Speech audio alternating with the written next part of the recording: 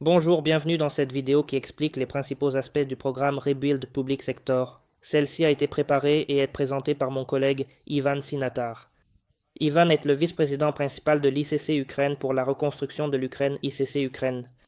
Il expliquera ce que couvre le programme, son champ d'application, et il prend de l'ampleur chaque jour.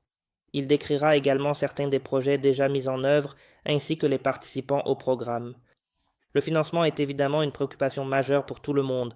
Yvonne énumérera les principaux donateurs et institutions financières qui apportent un soutien financier. Vous verrez que les pays soutenant le programme se sont vus attribuer des zones géographiques spécifiques pour la reconstruction. Ils collaborent avec les autorités locales afin de s'assurer que les projets répondent réellement aux besoins des populations locales. Cela ne limite toutefois pas les projets aux entreprises de ces pays. Les projets sont attribués à l'entreprise qui propose la meilleure offre, quel que soit son pays d'immatriculation. Bref, j'en ai assez dit. Permettez-moi maintenant de passer la parole à Ivan, qui est sans aucun doute un expert en la matière. Chers partenaires, amis, collègues, aujourd'hui, l'Ukraine est un pays aux opportunités immenses. Un pays qui, malgré un état de guerre intense depuis plusieurs années, continue de se reconstruire. Un très grand nombre d'entreprises, qu'elles soient locales, ukrainiennes ou internationales, ont déjà commencé à opérer en Ukraine. Elles rencontrent d'ailleurs un véritable succès. Nous organisons chaque jour de nombreuses réunions, aussi bien avec des entreprises ukrainiennes locales qui, malgré ces temps difficiles, se développent rapidement et dépassent les frontières de notre pays qu'avec des entreprises internationales. Nous avons de très nombreux échanges, aussi bien avec de grandes sociétés d'investissement européennes qu'avec des entreprises privées, ainsi qu'avec l'Amérique, l'Afrique et également l'Asie du Sud. Toutes ces entreprises comprennent parfaitement qu'il existe une immense opportunité dans notre pays, la possibilité d'investir leurs fonds dès maintenant et de les multiplier plusieurs fois. En tant que CCI, nous faisons tout notre possible pour renforcer ces liens qui relient les opportunités de notre pays aux perspectives prometteuses du monde entier. Ainsi, en tant que vice-président, en tant que premier vice-président de la CCI d'Ukraine, vice-président chargé des questions de reconstruction, je suis prêt à collaborer avec le monde entier. Avec toutes les possibilités d'établir ces liens, je vous serais très reconnaissant et heureux si vous y portiez attention à ces opportunités et que vous effectuiez les premiers versements dès maintenant, sans attendre la fin de la guerre, car en investissant dès aujourd'hui, cet investissement renforcera vos perspectives à l'avenir. Gloire à l'Ukraine. Dans cette présentation vidéo, je voudrais vous montrer que le programme Rebuild est déjà en cours. Il existe un grand potentiel pour la participation des entreprises étrangères. Ce potentiel n'est pas seulement à court terme, mais aussi à long terme. J'espère également que si vous identifiez des opportunités pour votre entreprise, vous envisagerez de contacter ICC Ukraine. Nous sommes là pour vous aider à participer au programme Rebuild Ukraine, dans l'intérêt mutuel de tous. Quoi qu'il en soit, permettez-moi de commencer la présentation tout d'abord en expliquant pourquoi nous reconstruisons, même alors que la guerre se poursuit. Le programme Rebuild Ukraine a été créé pour restaurer le pays après l'invasion russe. Mais en réalité, la reconstruction se fait même alors que la guerre continue. Lorsque les habitations et les infrastructures essentielles sont détruites, les gens ne peuvent pas attendre la fin des combats pour avoir un abri, du chauffage et de l'électricité. C'est pourquoi l'accent immédiat est mis sur des domaines clés: les infrastructures, l'énergie et le logement. Mais la reconstruction ne consiste pas seulement à réparer ce qui a été perdu. Il s'agit de reconstruire de manière plus intelligente, plus solide et plus durable pour l'avenir. L'ampleur des destructions causées par l'agression russe est stupéfiante et le programme Rebuild Ukraine s'en fait l'écho par un effort tout aussi ambitieux pour restaurer et renouveler le pays. Dans la prochaine diapositive, nous allons jeter un rapide coup d'œil aux estimations actuelles des dégâts à réparer, un chiffre qui ne cesse d'augmenter à mesure que la Russie poursuit son agression. Le coût de la reconstruction de l'Ukraine est colossal et il ne cesse de croître. L'estimation officielle est de 486 milliards pour la prochaine décennie, contre 411 milliards l'an dernier. La prochaine décennie en hausse par rapport aux 411 milliards de dollars américains d'il y a un an, soit une augmentation de plusieurs dizaines de pourcents. Le premier ministre Denis Shmyhal a qualifié cela du plus grand effort de reconstruction depuis la Seconde Guerre mondiale, avec des pertes estimées à des centaines de milliards de dollars, et la guerre étant toujours en cours, ces chiffres ne feront qu'augmenter au fur et à mesure des nouveaux dégâts et de l'élargissement des plans de reconstruction. Ces chiffres sont énormes. Mais par où commence-t-on la planification? Voyons ce qui est réellement en train d'être fait. Le programme Rebuild Ukraine n'est pas qu'un simple plan, il est déjà en cours de réalisation. Des projets de reconstruction sont lancés et achevés à travers tout le pays. En 2024, des financements ont été alloués pour 151 projets dans des régions comme Vinnytsia, Dnipro, Kiev, Mykolaïv, Odessa, Kharkiv et bien d'autres. Ce ne sont pas que des chiffres, ils représentent un impact réel. Des écoles, des hôpitaux, des logements, des systèmes de chauffage et d'eau sont restaurés là où le besoin est le plus grand et les progrès sont visibles. Rien qu'en 2024, l'Ukraine a déjà reconstruit une station de traitement de l'eau à Bouka, 2 écoles dans la région de Vinnytsia, une unité de maladies infectieuses pour enfants à Jytomyr et un nouveau système d'égout à Jemerinka. C'est la preuve. Le programme Rebuild Ukraine n'existe pas seulement sur le papier. Il produit des résultats concrets dès maintenant. À ce stade, il me semble utile de voir comment le programme est mis en œuvre et comment les projets sont gérés. Le programme Rebuild Ukraine est conçu pour travailler directement avec les autorités locales, celles qui sont sur le terrain et qui dirigent la reconstruction de leur communauté. Les gouvernements locaux, les conseils de villages, de villes et de municipalités peuvent demander des financements pour restaurer les infrastructures essentielles. Le processus est simplifié grâce à la plateforme électronique DREAM. Les communautés peuvent soumettre des propositions de projets en quelques clics seulement et le système automatise le processus de sélection. Il fournit également des mises à jour en temps réel sur les sources de financement disponibles, ce qui facilite la tâche des autorités locales pour naviguer dans le processus et obtenir le soutien dont elles ont besoin. Cependant, pour des raisons de sécurité, les projets ne peuvent pas être lancés dans les territoires temporairement occupés ou dans les zones d'hostilités actives. Les candidatures ne sont acceptées que des régions sous contrôle ukrainien où la reconstruction peut être menée en toute sécurité. Il existe également des exigences clés. Les communautés doivent cofinancer une partie du projet et répondre à des critères tels que la possession d'une documentation de projet adéquate et la garantie de pouvoir entretenir l'infrastructure après la reconstruction. En résumé, le programme ne consiste pas seulement à reconstruire, il vise à donner aux communautés les moyens de prendre en main leur propre relèvement avec le soutien et les ressources nécessaires pour y parvenir.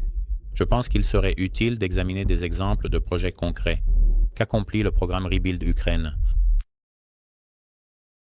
Le programme Rebuild Ukraine réalise de véritables progrès avec une large gamme de projets déjà en cours visant à restaurer des logements, des écoles, des hôpitaux et des infrastructures vitales à travers le pays. L'éducation est une priorité. Dans l'oblast de Vinnytsia, 2 écoles modernes ont été construites, offrant aux enfants un lieu sûr et confortable pour poursuivre leur apprentissage. Les établissements médicaux sont également en cours de restauration. Le service des maladies infectieuses pour enfants d'un hôpital de la région de Jytomyr est de nouveau opérationnel, améliorant ainsi l'accès aux soins de santé essentiels. L'eau potable et l'assainissement sont essentiels à la vie quotidienne. À Bouka, une nouvelle station de traitement de l'eau a été mise en service, tandis qu'à Jmerinka, dans la région de Vinnytsia, un système d'égout sous pression de 2 BCASO 164 km a été construit, garantissant un accès fiable à l'eau et à l'assainissement pour des dizaines de milliers de personnes. Et le travail ne s'arrête pas là.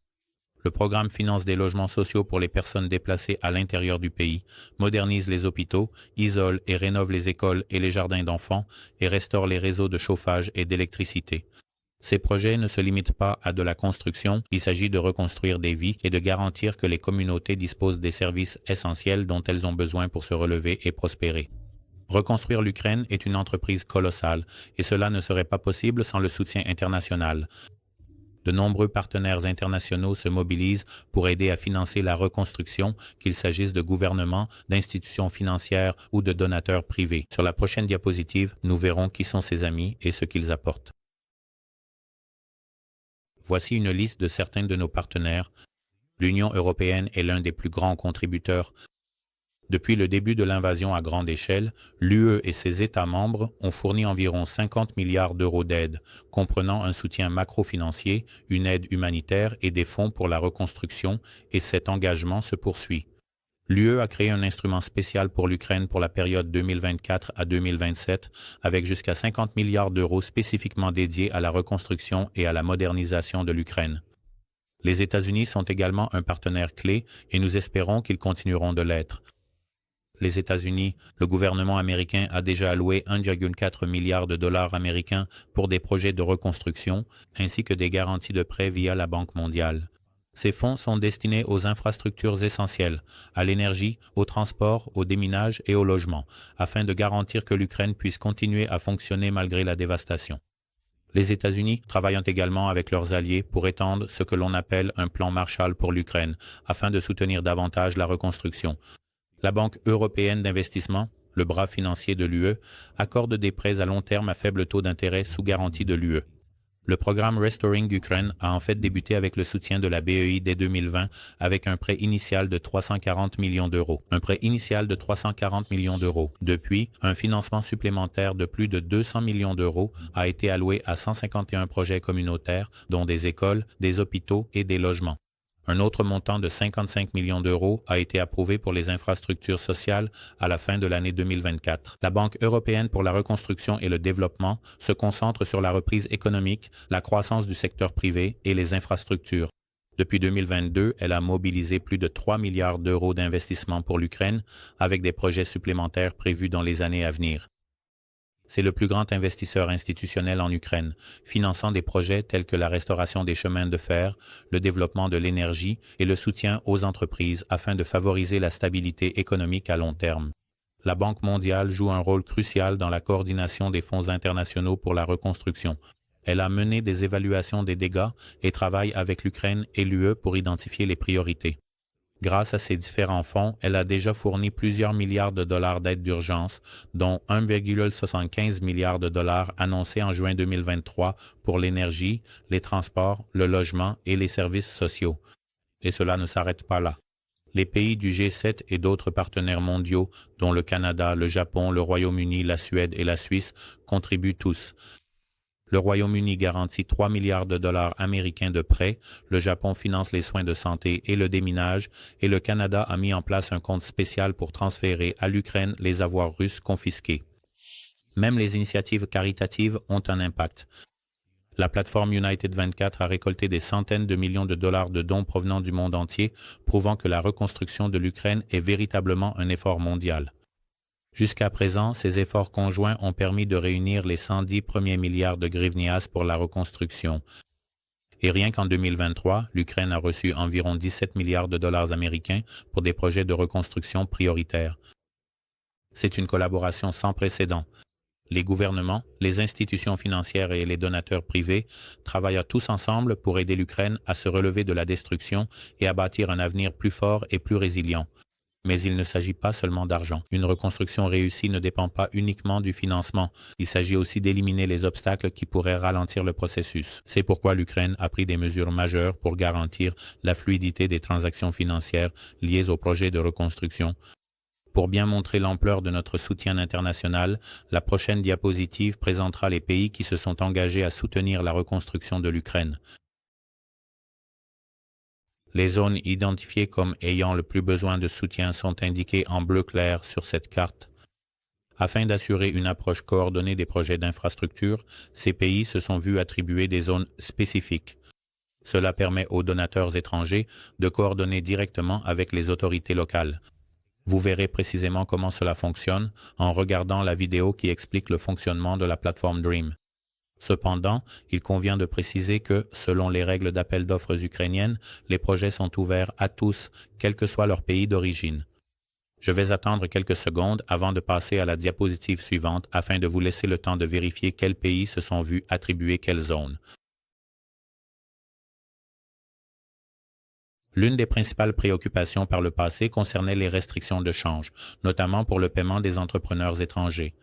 Mais depuis mai 2024, la Banque nationale d'Ukraine a levé toutes les restrictions de change sur l'importation de travaux et de services. Qu'est-ce que cela signifie concrètement? Cela signifie que les entreprises et organisations ukrainiennes qui mènent les efforts de reconstruction peuvent désormais payer librement les entrepreneurs étrangers en dollars, en euros ou dans d'autres devises sans avoir besoin d'autorisation spéciale. Auparavant, des restrictions temporaires compliquaient les paiements internationaux.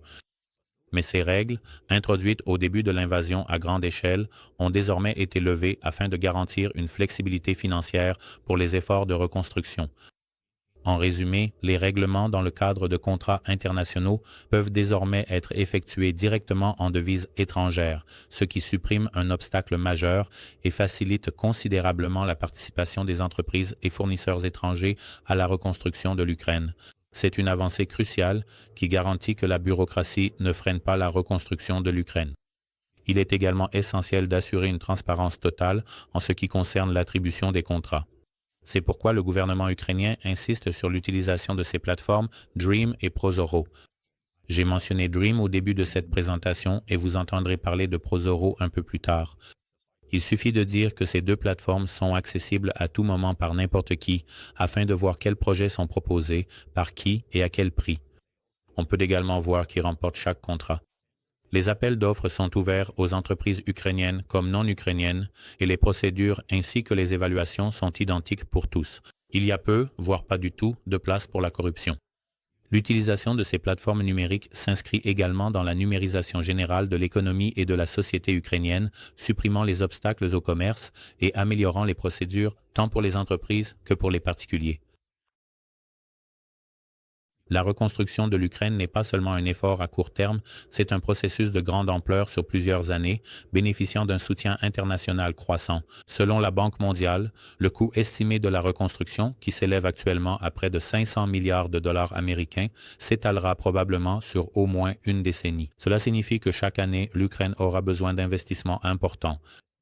Rien qu'en 2024, environ 14 à 15 milliards de dollars américains étaient nécessaires pour des projets prioritaires et ce chiffre pourrait continuer d'augmenter en fonction de l'évolution de la guerre et de l'ampleur des destructions. Coordination internationale, un effort uni.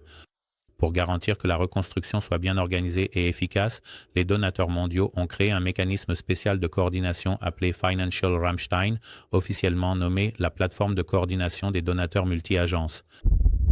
Grâce à cette initiative, les gouvernements et les institutions financières collaborent pour canaliser efficacement les fonds et les ressources. Lors de grandes conférences internationales comme celles de Lugano, Londres, Berlin et Rome, les pays partenaires s'accordent sur des engagements financiers et des réformes nécessaires pour faire avancer la reconstruction de l'Ukraine. L'un des principes directeurs est de reconstruire en mieux. Cela signifie que la reconstruction ne consiste pas seulement à restaurer ce qui a été perdu, mais à moderniser l'Ukraine, à construire des logements économes en énergie, à développer les énergies vertes et à renforcer l'infrastructure numérique. En fait, la Commission européenne aligne déjà les efforts de reconstruction de l'Ukraine sur sa feuille de route pour l'adhésion à l'UE. Perspective financière. D'où viendront les fonds? L'un des plus grands défis consiste à sécuriser les ressources nécessaires. Le gouvernement ukrainien milite activement pour l'utilisation des avoirs russes confisqués, soit plus de 300 milliards de dollars américains gelés dans les juridictions occidentales. Si ces fonds pouvaient être débloqués, ils pourraient jouer un rôle crucial dans les efforts de reconstruction.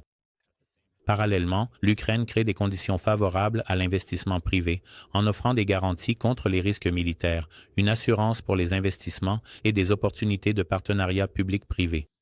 Si les fonds publics et ceux des donateurs sont essentiels, la réussite à long terme nécessitera d'importants investissements privés pour reconstruire l'industrie, l'agriculture et le secteur technologique, le plus grand projet de reconstruction en Europe depuis des décennies. Il existe un large consensus international sur le fait que la relance de l'Ukraine sera le plus grand projet de reconstruction en Europe depuis la Seconde Guerre mondiale. Les engagements financiers sont déjà en cours de planification pour les années à venir. Le mécanisme de 50 milliards d'euros de l'UE pour l'Ukraine assurera un financement jusqu'en 2027 et le G7 travaille sur des programmes d'aide supplémentaires de plusieurs milliards de dollars. Parallèlement, les banques de développement continuent d'élargir leur portefeuille de prêts pour soutenir cet effort. Selon les estimations du gouvernement, le pic de la reconstruction interviendra dans les premières années suivant la guerre, lorsque les ressources seront concentrées sur la reconstruction massive des logements, des infrastructures et de l'industrie.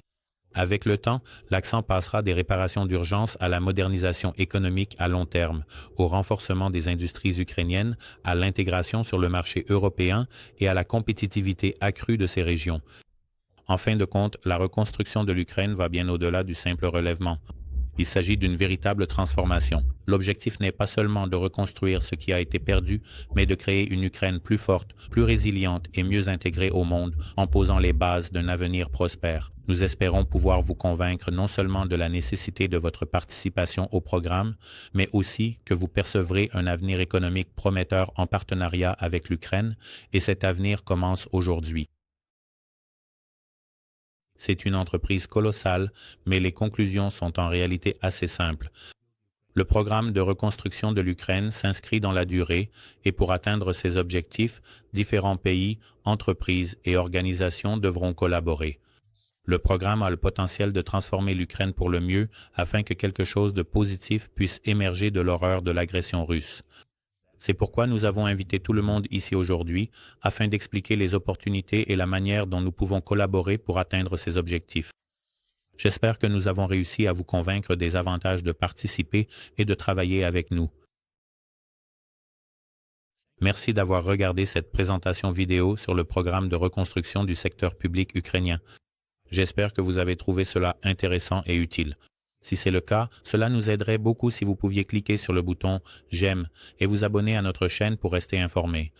Merci également de partager cette vidéo et cette playlist avec vos contacts professionnels. Nous vous en serions vraiment reconnaissants. Par-dessus tout, souvenez-vous que l'ICC Ukraine et nos partenaires sont là pour vous aider. Je m'appelle Ivan Sinetar. Ensemble, nous pouvons construire un avenir meilleur. J'ai hâte d'avoir de vos nouvelles. En attendant, je vous rends la parole à Oleksiy. Merci Ivan, comme toujours une excellente présentation. Vous avez clairement expliqué les immenses opportunités et le vaste champ d'action pour les entreprises étrangères qui participent dès maintenant et à long terme au programme Rebuild Ukraine.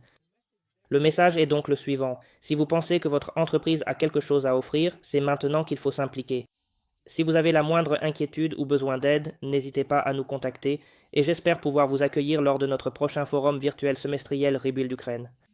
Maintenant, à la suite de cette introduction aux opportunités dans le secteur public, vous verrez que la playlist propose une série de vidéos abordant des sujets spécifiques où nous traitons des aspects pratiques de la participation. N'hésitez pas à regarder ces vidéos dans l'ordre ou à choisir celle qui vous intéresse le plus. À ce stade, je ne peux que reprendre la demande d'Ivan. Cliquez sur le bouton « J'aime » et abonnez-vous à notre chaîne pour rester informé.